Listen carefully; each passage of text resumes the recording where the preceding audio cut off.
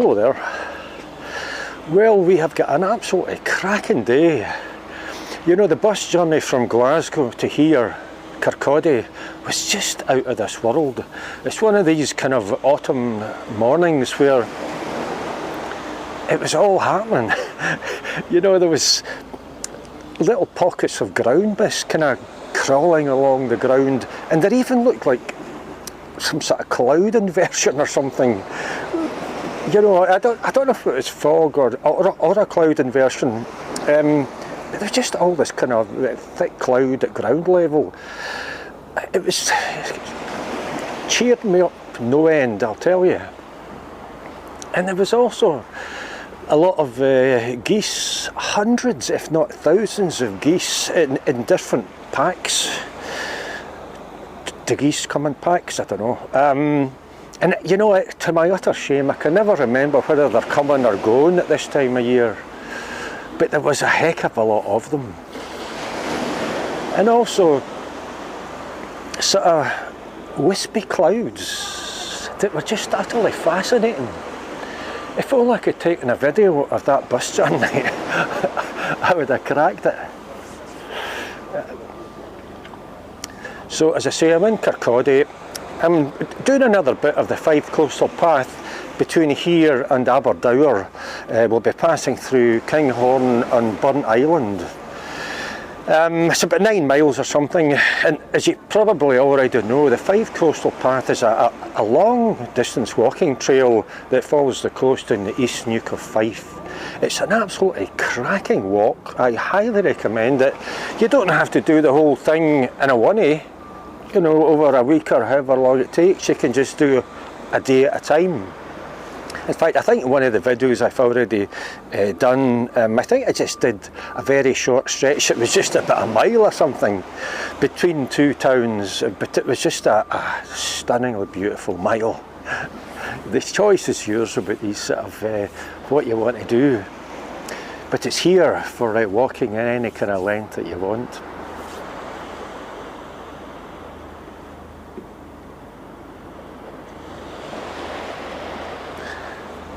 So let's just go.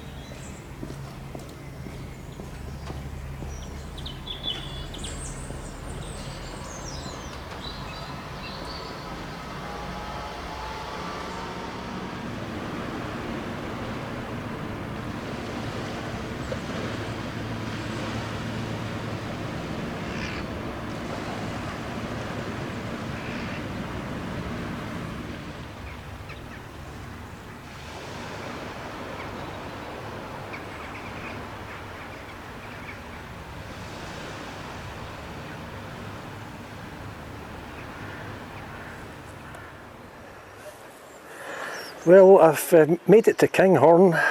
Wasn't that far from Kirkcaldy. This is a lovely seat just behind the old church, with stunning views down into the small sandy bay, with all the buildings below the railway station in Kinghorn. And right across the River Forth, or the Firth of Forth, towards Edinburgh, Arthur Street, Salisbury Crags, Pentland Hills even, yeah. Well, a little bit of heaven.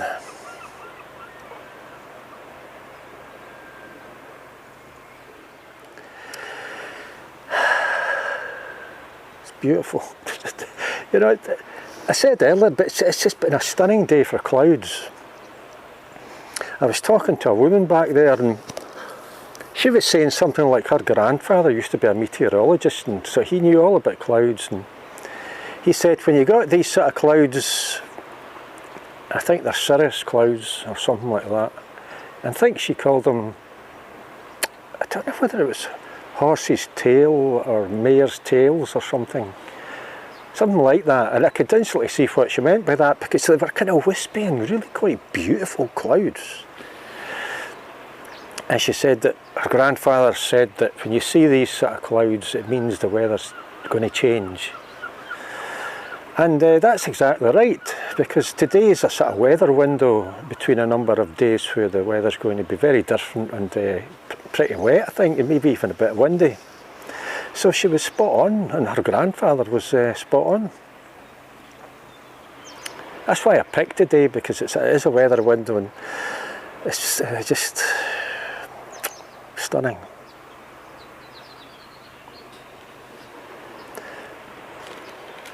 So I'm just going to chill out here for a while. I've got the kind of tried and tested flapjack from Home Bargains, 39 pence, bit of weight, oats, sugary, syrupy, sweet stuff. That's just a cracking thing for a walk. But I've also got blueberries, absolutely massive blueberries. They're almost the size of grapes. So don't say I don't give you variety in the nutrition front.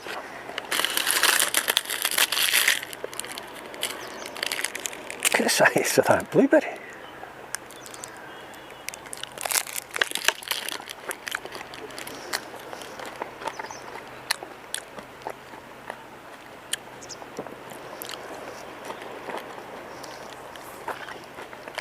Wow, delicious.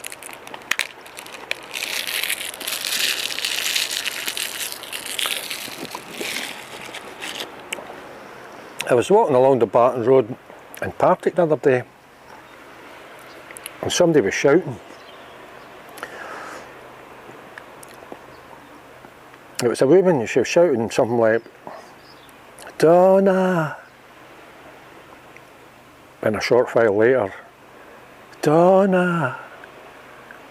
And then just a moment or two later, with a bit more emphasis on it this time, Donna.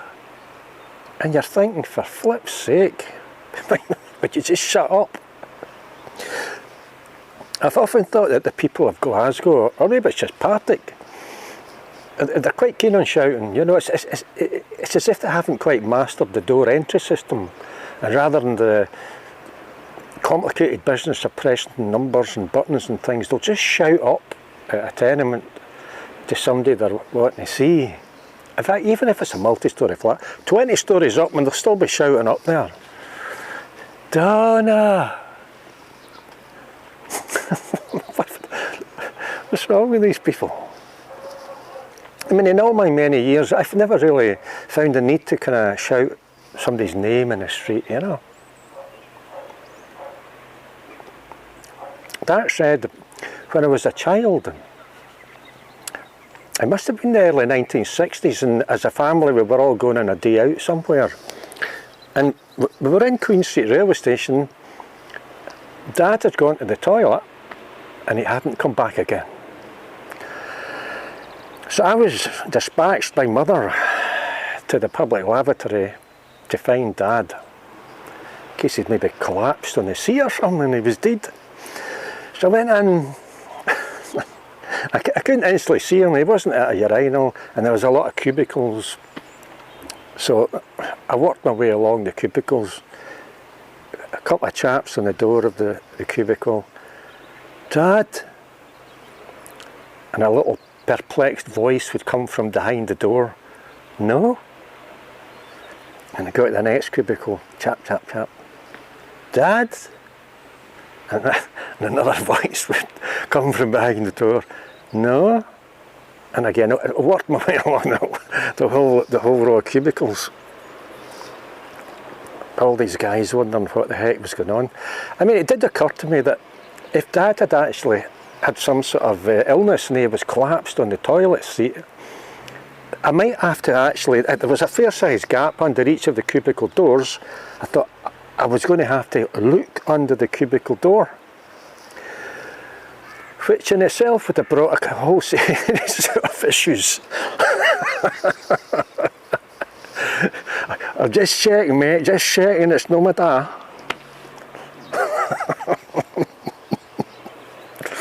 I mean, as it turns out, there has been some kind of breakdown in communication as to where we were going to meet Dad after he was going to come out of the toilet. Because I think we were actually going from Queen Street to Central Station, maybe a day in the air or something like that.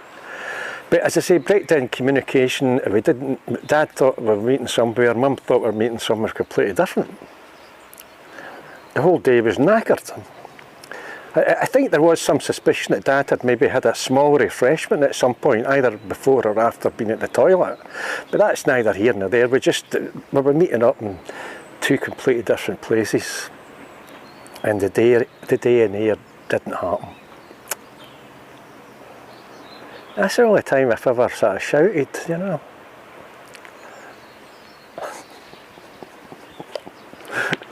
Anyway, I'm going to sit here for just a wee while eating all this stuff, these gigantic blueberries. So I'll see you at some point later on in the path.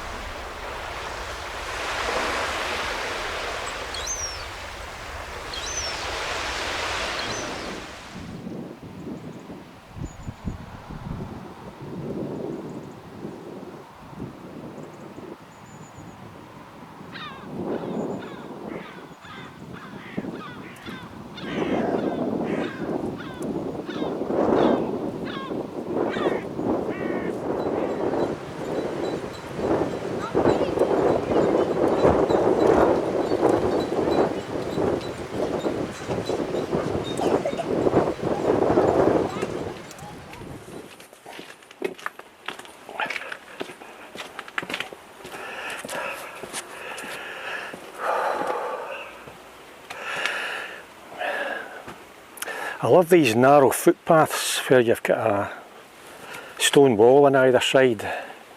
It makes for quite a bit of atmosphere. So I've come out of Burnt Island. I didn't really take a great deal of footage in Burnt Island. In fact, once you come off the promenade, there's a kind of absence of a sign there, because I think I did the exact same thing the last time I did this years ago.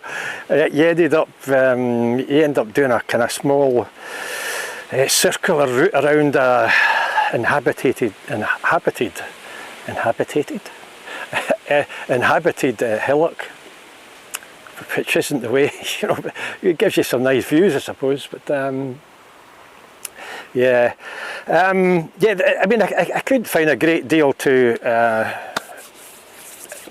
in Burnt Island to take footage of, other than a guy smoking a cigarette in a doorway and a stone head. I'm kidding. It's actually, Burnt Island's actually a lovely place. I mean, it's got a dock and stuff. It's a place where there was once, and there probably still is, a lot of industry. So, you know, there's a lot of industry, there's the money kicking about, and there's a lot of nice architecture in the main street in the town. Some lovely buildings, you know. But as is always the case, I'm kind of watching my time a wee bit. And not that I'm not really pushed for time, to be honest. We're not that far from Aberdour. It's probably an hour away, something like that. But at this time of year, the light starts to go kind of early, you know. The light is already starting to go. The sun is still well above the horizon, but, you know, it's duller.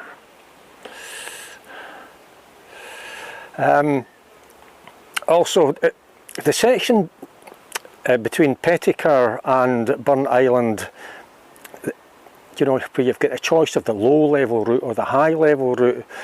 To be perfectly frank with you, if I was ever to do that section again, which is unlikely, even in a low tide situation, I think I would take the high tide route, which is following a road, which in itself isn't going to be very pleasant. But I wasn't entirely happy following the low level route by the water's edge. It was almost exactly at low tide time, but I just wasn't happy. You had a very narrow, almost shoulder width, sort of vaguely sandy bit right beside a kind of sloping stone embankment, and an absolutely massive area that was all flat and wet. I mean, it's the Firth of Forth. The seas are generally wet, you know. I shouldn't be surprised at that. But in places it looked more muddy than sandy, and I just didn't like the look of it. You know, in places like that where there might be holes in the ground filled in, soft sandy bits or muddy bits, and I just wasn't happy, and I wouldn't do that bit again. But the choice is yours, you know. Just make sure if you choose the low level route that it is low tide. So we're not far to go now. I'm going to have a beer, and there's a pub I've been in before on the main street. Look forward to that. I'll pick you up shortly.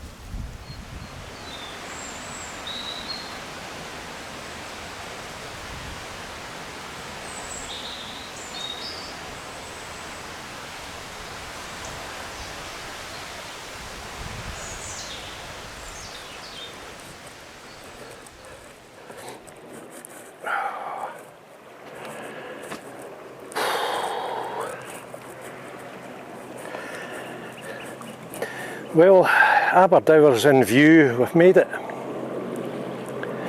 I start to flag a little bit now, I'll be glad to get in there.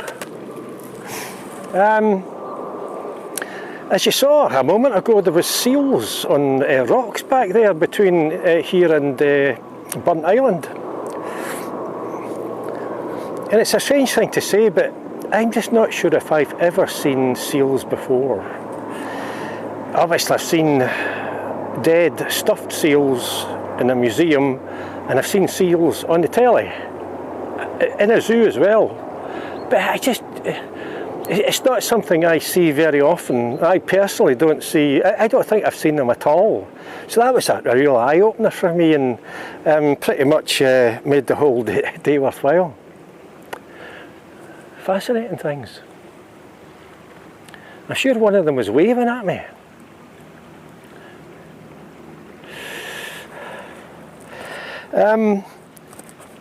As I think I may have touched on at some point during the video, this is autumn, and it's starting to get darker. The days are getting shorter and all this carry on. And it starts to feel a wee bit bleak, you know. You suddenly think to yourself, I feel a bit fed up. Why is that? Why do I feel fed up? And I think once you acknowledge the fact that you feel a bit fed up, and you realise that you are fed up largely because of the time of year. This is just what happens. The daylight starts to go, your body starts to respond in a certain way, one of which is to make you feel a little bit fed up. I think once you realise that, then you're on the road to recovery, shall we say, because you know, it will start to get light again come December. And although it feels like the most bleak time of the year, it's also the most beautiful time of the year, when the leaves on trees start to turn orange and yellow and red. And as I mentioned in connection with the bus journey getting to Kirkcaldy this morning, you get little pockets of ground mist start appearing in the mornings. There's a smell of wood smoke in the air, and it all feels just a little bit lovely. And I think, you know, I think man has for tens of thousands of years gone through what we are all experiencing at this time of year, a certain feeling of bleakness. And when it starts to get light again, it's a great reason for celebration and such like. I want to finish with a song, and I think the song's about just what I've been trying to say in the last minute or so. I'm Eddie Burns. Take care.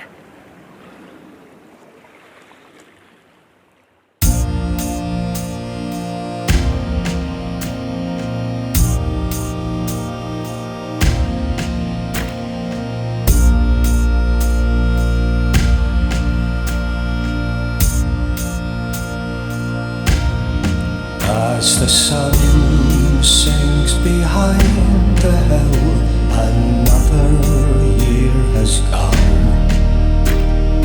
Time goes where no one knows, never to return. When autumn leaves are fallen and day turns into night, and I think when comes the snow, will I ever see the light?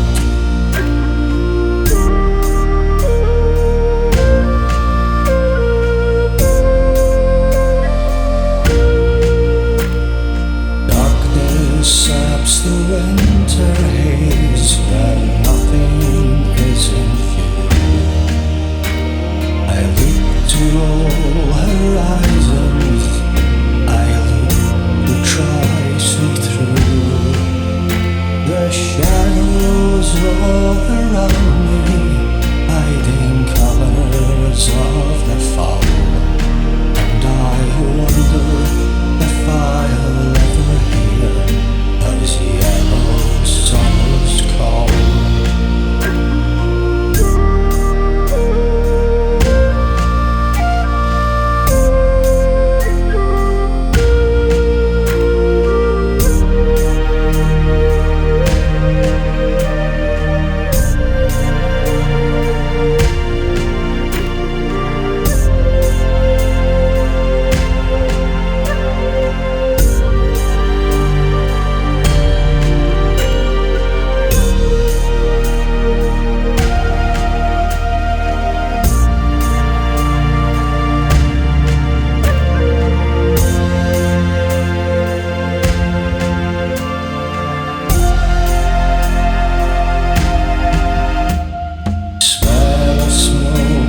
in the air, a year that is on fire.